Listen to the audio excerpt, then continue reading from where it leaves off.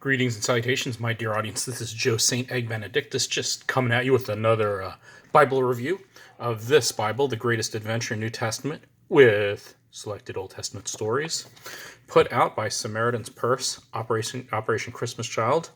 I just want to review this briefly. It's a very handsome New Testament with the Old Testament stories thrown in for good measure, handed out by Operation Christmas Child. I just want to give a shout out to my pal Mike and to all the visionaries and mystics out there. Thank you for joining me. Let's jump right in. So our church serves as an Operation Christmas Child drop-off point. So we've been getting all of these amazing freebies, all kinds of fun stuff like student guides and lesson guides and Sunday school literature, and this New Testament, which the director who helps direct our program at the church received. So she let me borrow it. It's on loan. But I really think it's an attractive New Testament. Really enjoy it. It has the Operation Christmas Child logo here, as you can see, and obviously made for children. It's very, very colorful. So let's just jump right in. It is, of course, soft cover. The cover is pretty nice, like you would normally find in a 8.5 by 6 book or 9 by 6 book or whatever this is. So probably very easy to print, very cheap to print, and quite durable. All right. Here's the intro page. Here's a letter by Franklin Graham, the president. All right, and then how to read your Bible for kids, obviously. Love pictures of kids, nice clear writing, very big font, easy to read, and very colorful. Then it goes into the several major stories of the Old Testament, starting with creation. It gives a little introduction, Genesis means beginning, so on and so forth. It's double column in the New International Reader's Version. And then, of course, you get all of these beautiful pictures with it. Story of creation goes a few pages. It's only excerpts up to Genesis 8, looks like. Nice rainbow there. And then more on Genesis, but we have it broken up with the promise of a son. So this is on Abraham. So they split up the stories really more so than the books. The sons of Jacob. All right, we're not going to go through these, but Moses and the Exodus. Nice introduction. Burning bush. The water. Oh, they're so nice going through. Anyway, you get the point. I guess that's Jonah and the whale. Jonah and the fish, sorry.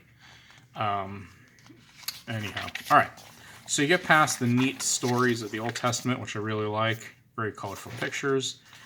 And then you get to, let's see, this is Jeremiah.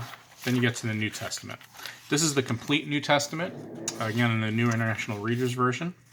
And you'll see that each book has a little color code. So when you look at it there, you see these little colors. So Matthew is yellow, and then you have the next color is Mark is red, and then Luke is green, and the pages match the color of the header. So you'll see a orange tint with the orange banner, and then if you go to Luke here, it has the green banner with the green tint, and then something like Romans goes back to yellow with the yellow tint.